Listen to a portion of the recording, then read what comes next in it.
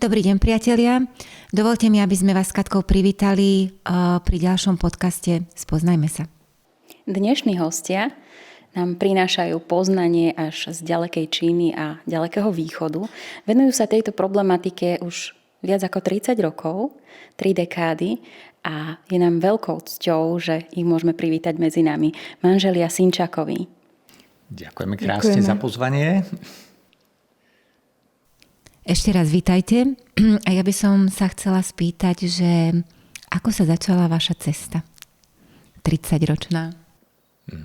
Tak možno začnem ja. Tá cesta vlastne začala paradoxne takou úplne u mňa banálnou situáciou. Jedného dňa som sa zobudil doma, ešte u svojich rodičov v byte, a šiahol som po jednej takej bielej knižke, ktorá bola niekde v knižnici založená. A bola to knižka o joge.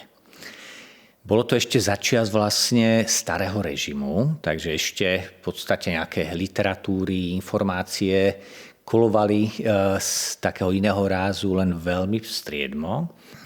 No a začítal som sa vlastne do tej knihy a bola to taká tenučká knižka s jasnými návodmi na nejakú meditačnú prax a cvičenia aj fyzické, niečo, čo sa týkalo hatha jogy. No a začal som skúšať, začal som experimentovať a popri nejakých tých meditačno-dýchových technikách zrazu sa mi objavilo niečo, že tá realita, ktorej sme súčasťou, môže mať aj iný rozmer. Môže mať vlastne aj iné vlastnosti, parametre, takže to bol taký pre mňa osobne nakopávač, ktorý mi ukázal, že popri nejakých informáciách, ktoré sme boli vtedy drillovaní ešte za starého režimu, existuje tu aj nejaká iná rovina a iné súvislosti. No a potom, tým, že som začal trošku experimentovať, najprv s tou vnútornou praxou, tak začal som hľadať ďalšie súvislosti a informácie. A jedna z prvých častí, čo sa mi tak dostalo do rúk, bola ďalšia taká knižka o ušnej akupunktúre. Takže bol to taký mikrosystém ucha a to bol teda pre mňa taký začiatok z tej čínskej medicíny ako prvý zo systémov, ktorý som najprv tak ako samouk začal študovať a o to sa vlastne ako keby naštartovala celá tá cesta moja.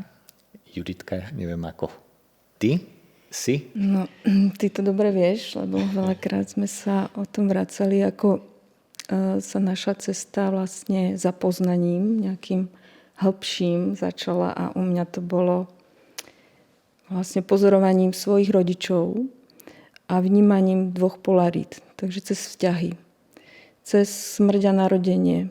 Takže už od detstva som vnímala, že je tu táto realita tvorená vlastne nejakými protikladmi. A v puberte, keď som sa tak nejako zamýšľala veľmi nejakými hlbokými úvahami o živote, o smrte, o zrodení a čítala som rôzne ťažkú literatúru a takú existenciálnu a možno išla som až do takých až temných energií cez počúvanie také hudby a ťažkých, tak ma to nejako lákalo dotknúť sa niečoho transcendentálneho. A potom, keď som objavila princíp Yinu a Yangu, tá mandálka, čo tie dve rybičky, biele a čierne a vnútri proste ten protiklad, tak vtedy som úplne žasla, že však na toto som prišla ja. Ako to je možné, že niečo je už dávno vymyslené a to mi úplne len potvrdzuje každým dňom niečo, na čo som už ako duša proste asi vedela, ak proste veríte v nejaké koncepty reinkarnácie, takže len každým dňom žasnem, že ako dokážeme sa vlastne spoznávať každým dňom, tá múdrosť alebo krása života a práve tieto koncepty čínskej metafyziky alebo aj iných prístupov sú krásne objavovať. Založili ste Akadémiu čínskej metafyziky. Čo to všetko obnáša? Čo všetko tvorí túto akadémiu? Jasné, no tak primárnym cieľom tej akadémie, tak ako vznikla, bola založená, bolo združovať ľudí, ktorí sa zaujímajú vlastne o celú oblasť čínskej metafyziky, ktorá vlastne pozostáva z viacerých pilierov, čiže jedna z tých oblastí je čínska medicína, jedna z oblastí je feng shui, jedna z oblastí sa týka zase veci, ktorá sa týka čínskej astrológie, predikcie, čiže predvídania nejakých udalostí.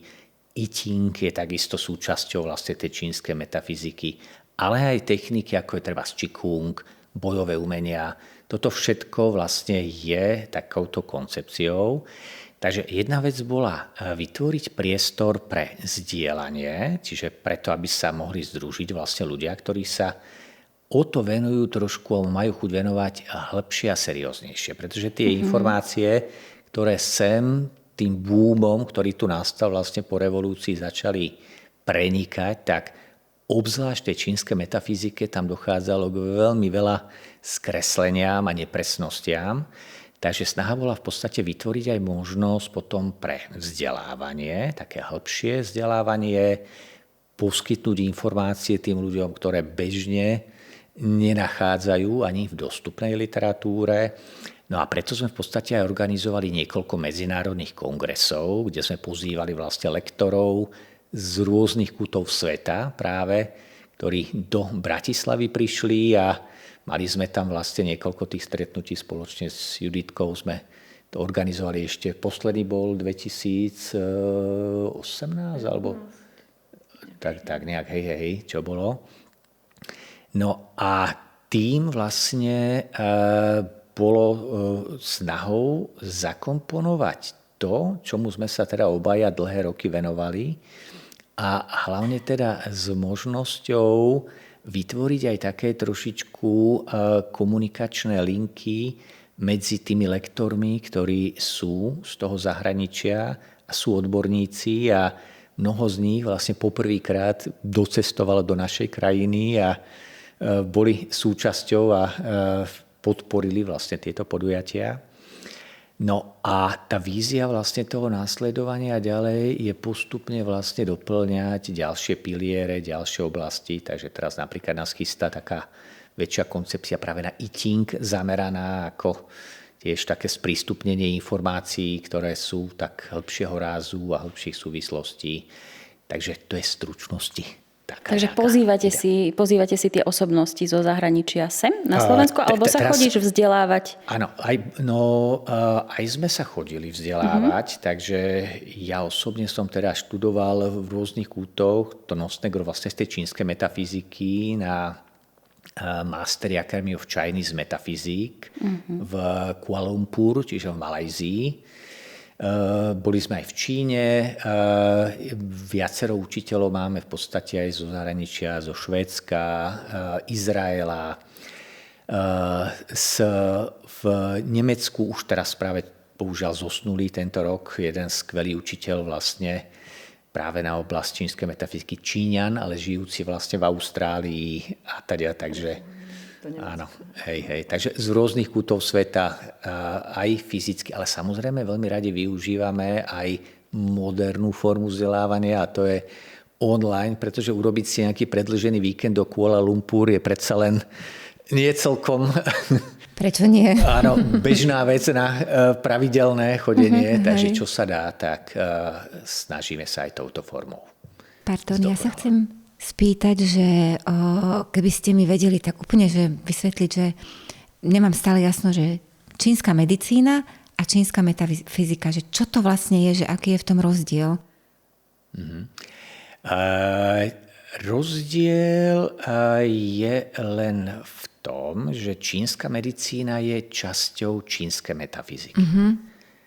Metafyzika je vlastne, už ten názov tomu hovorí, meta znamená to, čo prekračuje za hranice niečoho. Fyzika je oblasť skúmania vlastne javov, ktoré sú súčasťou tohto materiálneho sveta a ktoré vieme vnímať, vieme ich nejakým spôsobom detekovať, vieme ich merať fyzikálne dostupnými prostriedkami. A to, čo prekračuje vlastne ten rámec fyziky a dá sa povedať takých tých dostupných hmotných parametrov, tak tomu sa venuje metafyzika. Takže metafyzika je čiste oblasť poznávania a je teda filozofickou rovinou, je rovinou, ktorá sa týka teoretickej bázy poznania a z nej vychádzajúcej aplikácie potom do rôznych oblastí. A jednou z tých aplikácií je napríklad čínska. Ďakujem veľmi pekne, lebo v tomto som nemala... Áno, ale čo by som ja dodala, aby si mala lepšiu predstavu, čo ešte tam spadá, je oblasť Feng Shui, Qigong, Tai Chi, časovanie udalostí, I Ching, divinácie, také nejaké astrológia. Takže to všetko sú tie ako keby cestičky k tomu poznaniu rôznymi spôsobmi. Takže podľa zámeru. A vzdelávať sa u vás ľudia môžu, že čiastočne zaujíma ma napríklad Feng Shui, tak zameriam sa len na toto, alebo máte nejaký ucelený koncept?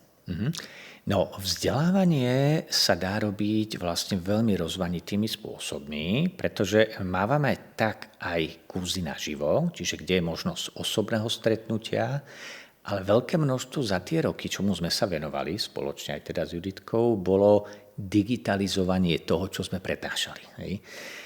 Ja osobne som v nejakých aspektoch niekedy trošku taký lenivý, že sa mi nechce opakovať to, čo som už raz odprednášal, takže veľa z tých vecí nahráme raz, keď je nejaká premiéra naživo. Od toho okamihu je to vlastne zdigitalizované a k dispozícii vlastne potom na štúdium pre ľudí. A tie oblasti samozrejme sú tak kratučké témy, tematické, čo je nejaká téma z čínskej medicíny, napríklad mikrosystém ucha, alebo brucha a teda. Alebo potom aj solidné vlastne také dlhodobejšie štúdium, viacročné, kde už sa ide do hĺbky a je to určené potom naozaj pre ľudí, ktorých tá téma oslovuje. Takže ponúkame prakticky štúdium všetkých pilierov tej čínskej metafyziky. Takže to, čo sme hovorili, vlastne aj to, čo Juditka spomínala, tak každý jeden z tých oblastí sa venujeme a každá z tých oblastí sa dá študovať online. Niektoré sa dajú študovať kombinovane, že aj online, aj s nejakou podpornou praxou naživo a niektoré veci čiste naživo. Lebo nie všetko je úplne online možné preniesť. Takže ponuka je veľmi bohatá. Ponuka je veľmi bohatá. Keď si človek klikne na váš web, tak naozaj má tam možnosť stráviť veľmi, veľmi veľa času už len tým vyberaním toho, že čo ho zaujíma, čo ho osloví. Ale ja som si všimla, že vy prepájate nielen že prepájate tú východnú kultúru aj s tou západnou. Hľadáte vlastne nejaký konsenzus a tie spoločné styčné body, ktoré tie poznania majú. Áno, je to tak. Napríklad manželka Juditka prepája z oblastí, ako je napríklad numerológia, oblasti, ktoré sa týkajú treba z moderných techník, neurovedy, coaching, psychológia. A ja osobne, jedno z takých mojich vlastne hobby je trošku aj taká nejaká história a filozofia aj toho, čo sa tu vlastne v našej západnej tradícii, ale nie len teda západnej, ale obecne vlastne vo všetkých tradíciách po celom svete dochovalo za tie stáročia, respektíve tisícročia fungovania a poznávania. Takže ja osobne som vnútorne nastavený viac ako taký univerzalista. V tom koncepte, že vnímam bázu poznania, ktorá je univerzálna a vnímam, že každá z civilizácií, tak ako sa vyvíjali, sa toho univerzálneho poznania nejakým spôsobom dotkla. A nejak ho porozumela, uchopila a dala do svojej formy.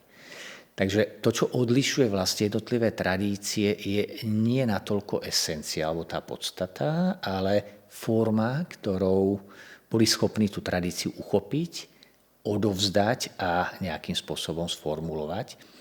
Takže preto vlastne to, čo prepájame v rámci, napriek tomu, že sme Akadémia čínskej metafyziky, tak je tam veľmi veľa vecí, ktoré sa týkajú aj iných tradícií, iných kultúr, vrátane teda čo védskej kultúry, vrátane hermetizmu, takže posvetnej geometrie, sakrálnej architektúry a ďalších súvislostí, takže alchýmie, hej.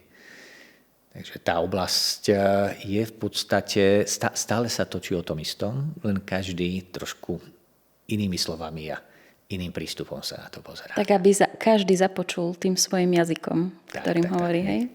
Áno, to som chcela, že každé s inou interpretáciou a asi takou, ktorá je priateľná a počúvateľná pre tú, ktorú krajinu, oblasť a ľudí, ktorí si ju vyberú. Áno, takže obaja vlastne máme úctu k akejkoľvek tradícii, rešpekt, veľký rešpekt vlastne pre tou hĺbkou poznania, pretože až v okamihu, keď sa človek zanára v tom štúdiu hĺbšie, tak si dokáže uvedomiť tú skutočnú ohromnú hĺbku a aj to, že nech strávime niekoľko inkarnácií poznávaním hoci len jednej z tých tradíc, tak stále máme čo robiť. Je to taká báza poznania, ohromná, úžasná. Takže niekedy nám je tak trošku do smiechu, keď vidíme tie moderné prístupy, kedy ľudia po pár nejakých povrchných znalostiach už sa stávajú veľmajstrami svojho oboru a ako niekedy je to trošku smutné z tohto kontextu, lebo naozaj tá hĺbka, a to je jedno, či je to čínska tradícia, indická tradícia alebo akákoľvek tradícia, ktorá je, jeden život nestačí na to, aby to človek poctivo zabsorboval do tej hĺbky a šírky poznania, ktoré to so sebou nesie. Juditka, ty sa venuješ terapiám jeden na jedného, to je taká tvoja väčšia komfortná zóna ako prednášanie a lektorovanie. Čo teba obohacuje na tejto práci? Čo ti tá práca prináša? No, mňa vždy žasnem nad tým príbehom toho jedinca a baví ma počúvať vlastne, ako sa manifestuje tá duša v tom tele a s tým nejakým vlastným súcitom alebo nejakou schopnosťou načúvať.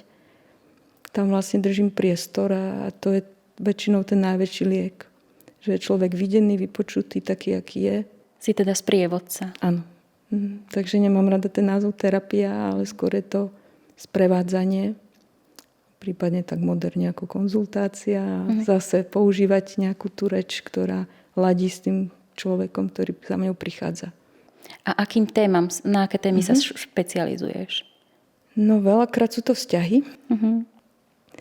Vzťahy, zase to spojenie tých dvoch dualít a pochopenie vlastnej nejakej hodnoty a veľakrát je to aj o hľadanie talentu alebo vlastnej jedinečnosti. Takže vďaka tej metafyzike alebo tým nejakým mojim vhľadom alebo záujmu sa stále niečo dozvedať a bádať o živote, tak potom viem nejako siahnuť do nejakej škatulky a ponúknuť nejaký pohľad na to, aby som podporila toho človeka a vytiahla tú jeho kvalitu, tú jedinečnosť. Venuješ sa aj ženám tehotným? Sprevádzaš ich týmto obdobím? Tehotným ani tie si ma asi ani tak nevyhľadávajú, lebo ja už mám odrodené, už mám dospelé deti. Takže skôr si priťahujem také môjmu veku, ženám, partnerom alebo ľuďom, ktorí sa hľadajú. Takže skôr je to o takom nejakom spoznaní sa. Že každý človek, ktorému sedím, ako ladím nejako a zaujmem ho, tak prichádza v podstate sa lepšie spoznať. A to ma baví. To je krásne. Ja by som možno ešte doplnil aj tí, ktorí potrebujú veľmi do hĺbky byť pochopení a vypočutí. Pretože to, čo Juditka dokáže úžasne dať, je vnímavosť, že dokáže naozaj s tými ľuďmi ísť do jadra ich dušičky a vypočuť ich a nasmerovať ich trošku možno k iným pochopeniam a porozumeniam sebe samému, vlastnému životu a všetkému tomu, čo ten život prináša. Aj v tom príjemnom, aj v tom náročnejšom. To je teraz asi veľmi dôležité, lebo nájsť si čas a vypočuť druhého. Momentálne je taký veľmi vysoký komfort. Presne je to o tom čase. Ten čas je tá najcennejšia komodita. My to vlastne investujeme do druhého, je to náš čas, takže osožná práca za mňa veľmi. A ja tak rada kladiem otázku partnerom a dvojiciam, ktoré vedú, že ako ste sa vy dvaja dali dokopy? Ja som taký zvedavec. A že vlastne čo vás zviedlo dokopy a ako začala taká možno vaša spoločná tvorba? Začala záujmom, takže stretli sme sa vlastne na Qigongu. A to je teda oblasť. Juditka študovala takisto čínsku medicínu, takže vyštudovala vlastne na tej istej škole, ako som študovala ja v Prahe. Akurát mala teda iný obor, na tujnu sa ona zameriavala. Ja som mal štúdium čiste akupunktúry, takže tá, áno, profesná oblasť tam bola. No a potom... náš učiteľ Qigongu. Mňa poveril viesť lekcie v Leviciach a Norbert v Nitre. Takže sme vlastne boli ako kolegovia, alebo teda žiaci toho istého učiteľa. Potom nejako prebehla iskra a už sa to celé tak nejako dalo dokopy. Nejako zaiskrilo, hej? Zaiskrilo to. A to je skvelé, pretože keď máte vlastne spoločný záujem, tak to dokážete, nie len, že to posilní vzťah za mňa, ale aj dokážete rozvinúť ten obrovský potenciál, ktorý aj je vo vás, aj to viete odovzdať potom ďalším ľuďom. Aj to spoločné dielo, celá tá akadémia môže rásť úplne do iných kvalít. Preto sedím aj tu, lebo dovtedy som bola skôr tá podporujúca, a nemala som potrebu sa nejako prejavovať pri manželovi, že len pri tom Qigongu, keď som tam vlastne nejako viedla. Aj to z poverenia môjho učiteľa, takže sama by som sa do tej úlohy nedávala. Ale potom, ako som sa teda vytvorili vzťah s Norbertom, tak pri jeho tom talente viesť masy alebo zaujať tou svojou múdrosťou a charizmou, tak som bola vlastne vystavená viacej na oči a to mi potom počase som si uvedomila, že to není moja pozícia, že tam strácam nejakú vlastnú nejakú integritu a tak potom na nejaký čas sme sa trošku stiahli, lebo som sa odvážila ako prejaviť, že takto ďalej nechcem pokračovať. A tak potom sme trošku nastavili iné pravidlá aj vo vzťahu a teraz som spokojná. Takže ideálna konfigurácia je, že teraz máme podelené, s väčšou skupinkou pracujem ja, a manželka robí individuálne alebo menšie skupinky, kde sa cíti komfortne a kde je to dohlbky. To, že som tu vlastne možno prvýkrát takto ako zverejnená, alebo že rozprávam, tak že mám to slovo, že mi niekto dal, tak to je tá potreba vlastne byť inšpiráciou pre ďalších ľudí, ktorí hľadajú nejaký vzťah alebo aj vzťah k sebe, ale zároveň chcú fungovať v nejakom tom vedomejšom vzťahu. A to bola to motivácia, prečo sem prísť, že to nie je len o nás dvoch, ale že aj vďaka vám, že nám dávate priestor, že takto sa ako prejaviť ako pár. Ďakujeme veľmi pekne. Toto je náš druhý nahrávací deň s Katkou, takže my sme v tom nové takisto. A každým rozhovorom, teraz to tak za seba poviem, že každý rozhovor ma ohromuje, pretože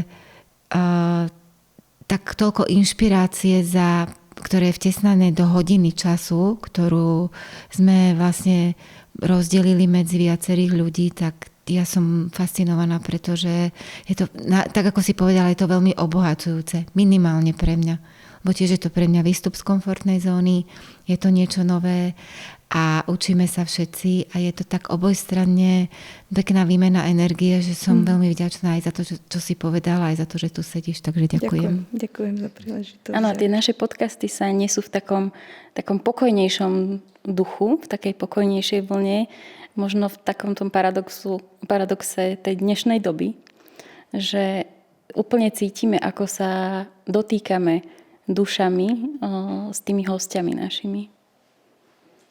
No, je to niekedy údel dnešnej doby, lebo celá západná civilizácia, Číňania to hovoria, že sme prejangizovaní. máme príliš veľa takej tej aktívnej energie a všetko je stavané viac na ten výkon a rýchlosť. Na rozdiel teda od toho pôvodného konceptu, kde sa viacej cenilo práve to ženské, to schopnosť zhromažďovať, uchovávať, udržať, čiže nie len na tú rýchlu dobu niečo rýchlo urobiť. A to, čo je z rýchlika, vlastne je spojené trošku s druhým aspektom, a to je väčšia povrchnosť, na rozdiel od hĺbky, ktorá si vyžaduje čas. Takže to aj si ja cením na Juditke mojej, že je pre mňa vlastne tou esenciou hĺbky. Takže nie je pre ňu dôležitý ten povrch, alebo to oblátko, alebo tá rýchlosť, ale práve tá kvalita, hĺbka a vlastne naozaj to dotknutie sa tej esencie a podstaty. A to je to, čo v dnešnej dobe je veľmi chýbajúce, aspoň za mňa, keď to tak vnímam. Áno, je to taký styčný bod vlastne pre viacerých ľudí, ktorí tu sedeli, že sa tak dostaneme k tomu jadru, že to spomalenie, že letargia, ale spomalenie, že byť viacej pozorný a nebyť stále vo výkone a všimať si, že kto sme, koho máme okolo seba, a to sú také dôležité veci, ktoré aj vlastne obdobie ročné nám k tomu momentálne veľmi praje. Takže ďakujem zase za objasnenie toho spoločného, čo tu vlastne tvoríme momentálne. Som ešte chcela dodať práve, ako je dôležité si zvedomiť to, že vďaka komu sme tým, kým sme. Že vlastne aj keď človek predstupuje ako jedinec pred masy alebo pred nejaké publikum alebo sa nejako prezentuje na tých sieťach, že vždy je za tým nejaká podpora alebo niekto, kto ho, či už rodičia alebo partner, partnerka, alebo že deti dovolujú sa venovať tomu ako ten jedinec, že môže sa propagovať, lebo deti dávajú tomu priestor alebo už sú samostatnejšie. Takže ja tam cítim, že toto je veľmi dôležité a preto tu aj sedím, že keby ukázať to pozadie, že kto podporuje a kto vlastne je tým hlasom alebo tou tvárou, ale že má za sebou vlastne tú rodinu a ten svoj rod, alebo že to potrebuje byť videné a ocenené a nejako viacej keby dať do tej spoločnosti, že nie je to o tých egách, ale o tej komunite alebo o tej podpore, ktorá, ako je ten yin a yang, že presne som toto mala teraz v obraze, že ako krásne si to vystihla už na začiatku. Sa rodí yang a yang zase podporuje yin a neustála tá dynamika vzťahov. Je dôležité, že mať tam tú vďačnosť za to, že sme takto v tejto realite. Vy ste s nami boli tento rok na Festivale poznania, mali sme krásne ohlasy na vaše workshopy aj prednášky a dovolili sme si vás pozvať na Deň poznania, ktorý organizujeme 22. februára. A tam budete mať prednášku na tému Rok ohnivého koňa. Čo tento rok tak v skratke nám taká ochutnávačka prinesie? Áno, sme veľmi radi teda, že sme si zaslúžili dôveru, že ste nás teda pozvali aj na nejaké ďalšie takéto pokračovanie, takže obidvaja veľmi radi. Prichádzame medzi vás, aj teda medzi ľudí, ktorí majú takýto nejaký záujem.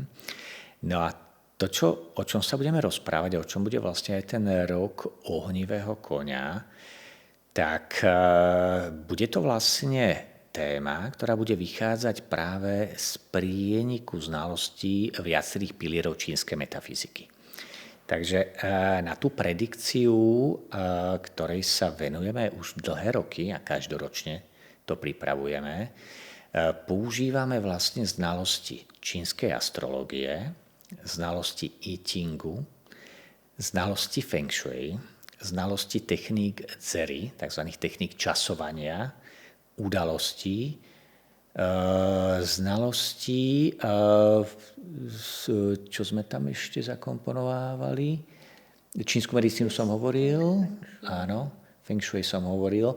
Takže je to prienik vlastne viacerých týchto pilierov, z ktorých vlastne sa rodí jedna z veľmi podstatných vecí, a to je snaha porozumieť vzoru energie. To znamená, jedna z kľúčových vlastne test tej čínskej metafyziky vychádza z toho, že všetko to, čo sa deje v realite, to, čo sa deje v našich životoch a vo všetkých procesoch fyzikálnych, chemických, biologických, je podmienené vzorom. Čiže je tu určitý dizajn, je tu určitý program. A tento vzor v starej čínskej metafyziky bol predmetom veľmi podrobného skúmania.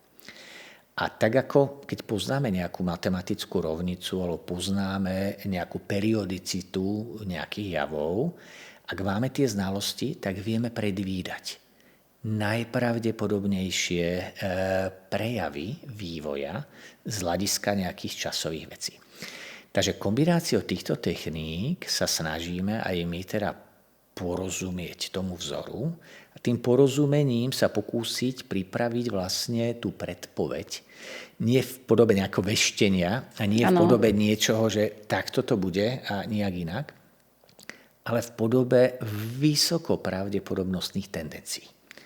To znamená, ak nám tu príde energia tak, ako bude budúci rok, ohnivý kôň, už keď nič viac si k tomu nepovieme, ale si predstavíte nejakého ohnivého tátoša, ktorý niekde cvála nespútania divoko, tak už sám ten obraz vlastne tu dáva nejaký základný nárys toho, že asi to nebude veľmi pasívny rok, asi to nebude niečo, kde máme byť stiahnutí v kútiku a v kľude, ale že ten rok bude predstavovať niečo, čo bude spojené s veľmi dynamickou, veľmi spoločenskou, veľmi dravou, nespútanou, aktívnou energiou, ktorá bude mať svoje parametre a vlastnosti a bude na mnoho vecí nášho života veľmi podporná. Za predpokladu, že jej porozumieme a budeme schopní vedome vedieť, ako s ňou zachádzať. Ak to nebudeme vedieť a pôjdeme proti tej prírodzenosti, ktorá je tu daná, pretože či tomu človek verí, alebo neverí, alebo to odmieta, nijak to nemá dopad na to, aké to bude. Či človek verí, že gravitácia existuje alebo neexistuje, nijako neovplyvní samotný prejav toho fenoménu. Takže jednoznačne tie vzory sa tu manifestujú, sú predvídateľné, vypočítateľné a pomocou nich máme možnosť teda pozrieť sa na to, ako s tou energiou naložiť. Aby sme ju použili k primárne vývoju, tvoreniu a nie k tomu, aby nás tá energia nejakým spôsobom zvalcovala. Pretože ak si sadneme na koňa, ktorý je veľmi divoký a nie sme dobre vyškolený jazdec, je veľmi vysoká pravdepodobnosť, že nás ten kôň niekde poriadne opraští. Takže to len tak stručne náčrt. Juditka, neviem, čo by si k tomu? Ja tým, že robím teda tie skôr osobné konzultácie, tak tam sa vždy pozerám na ten nejakú pečať toho, astrologickú pečať toho človeka a tam sa môžeme baviť o tej nejakej predispozícii, že či môže počítať, na čo sa pripraviť, že čo ten rok koňa je v jeho keby k tej pečati, akú interakciu, či to bude náročnejšie, aké aspekty sa tam javia. Ale vždy je to ako keby len nejaká taká predpoveď, ale ten život je oveľa pestrejší. Takže ja vždy na úvod konzultácie hovorím, neverte mi, čo teraz budem hovoriť.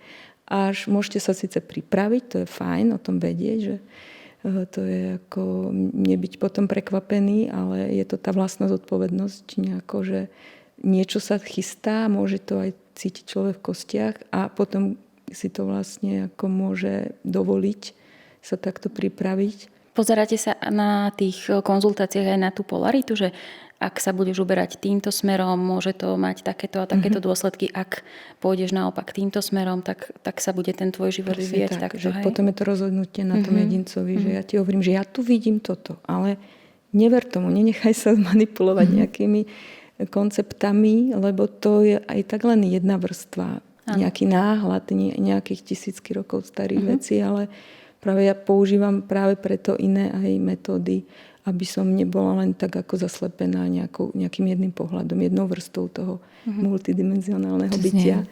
Takže čím viacej máme tých metódík alebo konceptov, tak tým sme bližšie k tej pravde a aj tak sme veľmi vzdialení. Áno, rozumiem. V podstate, ak som tomu dobre porozumela, čo zase ja rada používam, že je to potenciál, ktorý nesie či už vibrácia môjho dátumu narodenia alebo vibrácia roku, ktorý príde a už ako ja ten potenciál využijem, je moje osobné rozhodnutie alebo teda to, čo je v mojich silách a schopnostiach. Ale cieľom aspoň u mňa je, že vždy podporiť. Áno. Podporiť, aby som nestrašila, čo veľa takých ľudí, ktorí hovoria nejaké dopredu predpovede alebo náhľady do tých map, tak skôr sa zamerajú na tie hrozby, čo pre ten nervový systém nikdy nie je dobrý. Takže ja skôr hľadám, ako to povedať, interpretovať tak, aby som tam videla to a povedala to, čo ho môže podporiť, dať mu silu, dať mu zazdrojovanie alebo jeho kvality a esenciu z neho vyťahnuť, že toto tam sa javí, ale tuto máš takúto podporu alebo možnosť sa posilniť alebo viacej oddychovať tento rok, je tu fajn, ako dať si pauzu. No tešíme sa veľmi. Čo z týchto techník používate vo svojom každodennom živote? Čo vám funguje? A čo vás posúva? Ja v podstate nerada používam nejakú techniku, ale až keď som možno spätne, že sa niečo stane, tak pozriem, aký bol deň.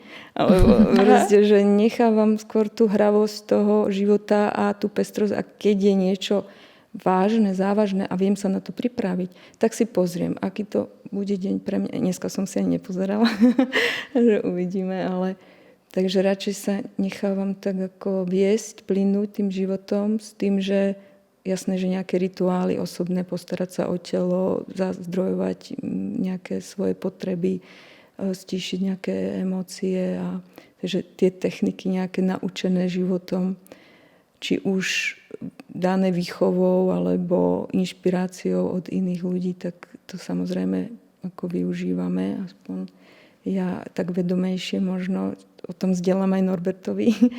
Ale dôležité je pre mňa uvoľniť sa. Uvoľniť sa a nebyť nejako prísne ako na seba, že teraz toto musím jesť a takto cvičiť a tento povedal toto. Pre mňa sa nechávam viesť vlastne nejakými vlastnými vnúknutiami a rada mám tú pestrosť. No za mňa by som doplnil, že využívame väčšinu tých oblastí aj v praktickom živote, ale nie na banality. To znamená, nie tak, ako niekedy do toho ľudia sklznú, že už každú drobnosť chcú konzultovať a hľadať, že na významné veci. Takže ako náhle dôjde k predpríprave, čiže ide sa meniť teraz energia roku, vždy sa pozrieme na feng shui parametre a upravujeme priestor. Ešte predtým, než tá energia sa preklopí, na to, aby bol v korelácii s tou novou prichádzajúcou energiou. Veľmi vždy to využijeme v rámci čínskej medicíny na prevenciu, čiže preventívne techniky, vždy keď sa preklápa aj sezónna energia, aj ročná energia, aby sa urobila vlastne prevencia typu a harmonizácia tej energie skôr, než... Ako to prebieha v praxi? Čo sú to tie konkrétne kroky? Moxovanie, akupunktúra, čikungové techniky, ktoré sú špeciálne dýchové, meditačné techniky. Takže je tam viacero vrstiev, ale bežne, keď sa aj robia nejaké terapie s ľuďmi, zväčša moxa je veľmi vďačná, úprava životosprávy. To znamená úprava stravovania v kontexte s energiou roku, s energiou sezón. Toto aj všetko budeme aj hovoriť v rámci toho, ako uspôsobiť si tú stravu. Veľmi často využívame takisto na dôležité veci aj techniky časovania, práve tie zery. To znamená to, aby dôležité veci sme robili vlastne v takých kvalitách energie, ktoré sú harmonické. Čiže aby tam sme nerobili niečo zásadné a dôležité vtedy, keď je nejaká veľmi problematická konfigurácia a vykazuje sa napätie, pretože ten výstup môže byť s veľmi veľkou pravdepodobnosťou potom problematický. A preto aj pre ľudí robíme vždy súčasť tej predikcie aj odporúčanie, kedy byť pozornejší a nerobiť nejaké zásadné veci a naopak, kedy sú napríklad termíny v rámci toho roku, ktoré sú týmto spôsobom aktívnejšie. Takže využívame, dá sa povedať, asi dosť veľa v rámci aj takého bežného fungovania a keď naozaj niečo je veľmi kľúčové, veľmi zásadné a hlavne keď treba napríklad hľadať odpovede, že podpora rozhodovania, tak tam tá čínska medicína, teda čínska astrologia to bázy, I Ching, Qímen ako jeden z tých tiež nástrojov sú veľmi zaujímavé z toho titulu, že dokážu nám dať odpoveď na to, ako bude s najväčšou pravdepodobnosťou sa vyvíjať vývoj udalostí, ak urobíme rozhodnutie určitým smerom. To znamená, ak niečo riešime a nevidíme, nemáme v tom jasno, je tam nejaká dilema, je tam nejaký rozpor, máme otázku, je tam úprimný záujem, tak vtedy je relevantné ako jedna z možností pokúsiť sa použiť tieto nástroje ako pomocné nástroje práve pre to nasmerovanie toho rozhodovania a rozhodovacieho procesu. Pretože každé to rozhodnutie vlastne otvára potom nejaký vektor toho smerovania udalostí a energie a vývoja, ktoré tam je.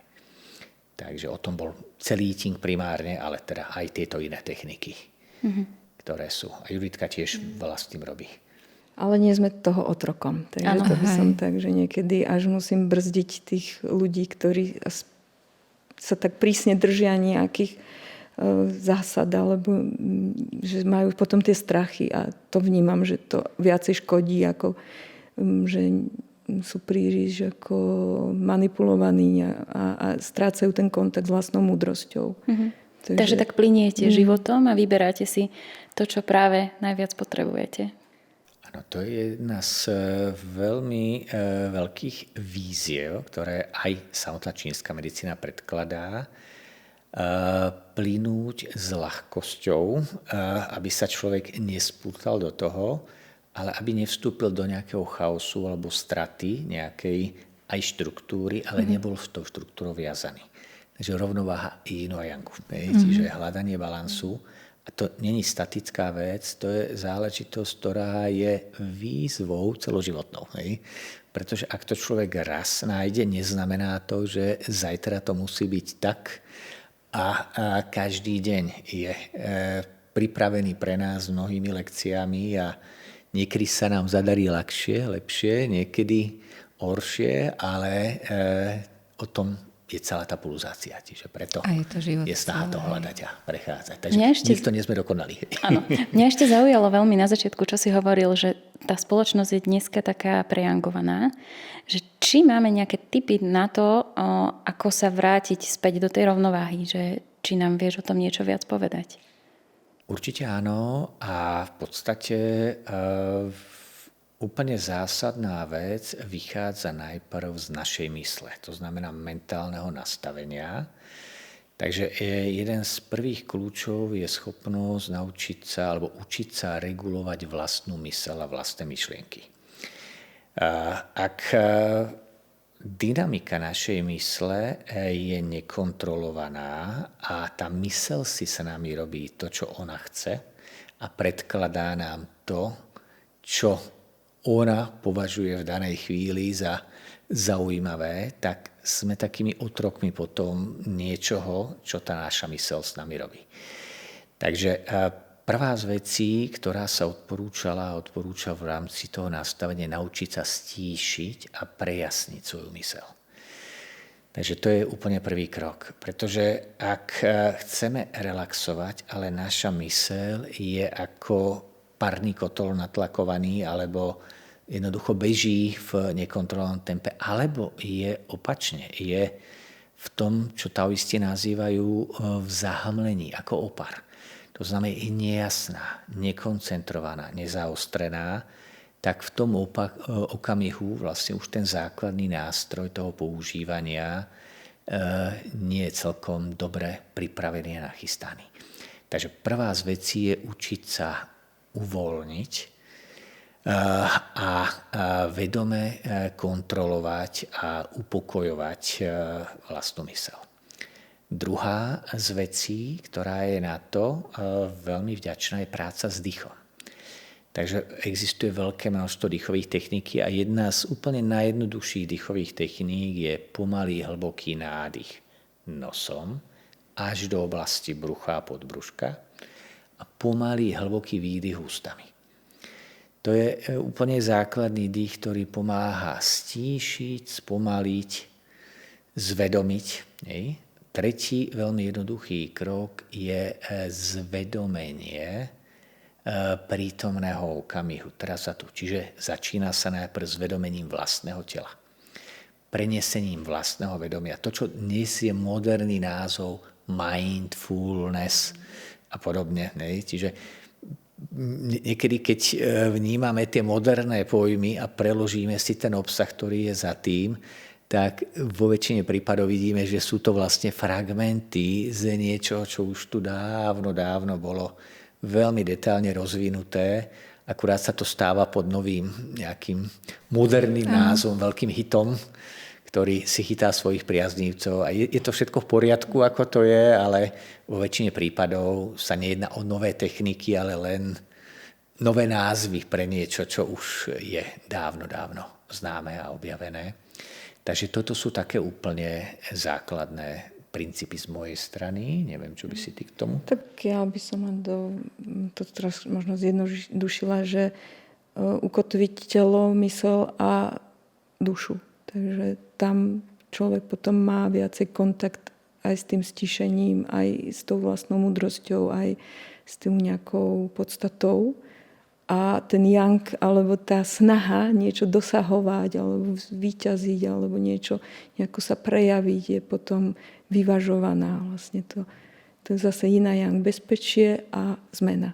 Bezpečie a zmena. A toto nejako nájsť to umenie nachádzať jedno aj druhé, lebo keď je len moc jedného, tak je to zase mimo toho, tej rovnováhy. Ďakujeme veľmi krásne, že ste nám odovzdali aj takéto praktické nástroje, ktoré môžeme hneď aplikovať v živote a skvalitniť ho. Mňa ešte zaujíma, že čo chystáte na najbližšie obdobie? Aké projekty máte pred sebou? Čomu sa chcete venovať? No, chystáme teraz jeden veľký projekt, nový, lebo vždy tak v ústupe niekoľko rokov pripravujeme také veľké projekty. Tak teraz práve vo februári štartujeme nové dvojročné štúdium eatingu. Takže to bude taká ako najväčšia vec, čo máme aktuálne rozpracované. A práve teraz začiatkom januára bude k tomu taký ako bezplatný webinár úvodný, kde trošku si o tom eatingu porozprávame, čo všetko to obnáša a ako je aplikovateľný vlastne do bežného života. A na tom webinári teda aj predstavíme tie možnosti toho štúdia a všetkého, čo s tým je spojené. Takže to je taká ako dá sa povedať z tých najväčších aktuálne rozpracovaných vecí a potom množstvo takých drobných, ešte kratších, tematických rôznych stretnutí. A tešíme sa teda aj na festival. Ďakujeme veľmi pekne. Ďakujeme za krásnu rozpravu, ktorú sme s vami mali. Ja som veľmi potešená, že sa čoskoro uvidíme. Veľmi vám držím palce, aby sa vám darilo, aby sa nám všetkým darilo, lebo bez takýchto ľudí, ktorí na sebe pracujú a ktorí vedia tú múdrosť a tú prax hlavne, bo ja som taký praktický človek, odovzdať ďalej, tak sa nikam nepohneme. Takže za mňa veľké ďakujem. Ďakujeme za pozvanie. Ďakujeme. Ďakujeme.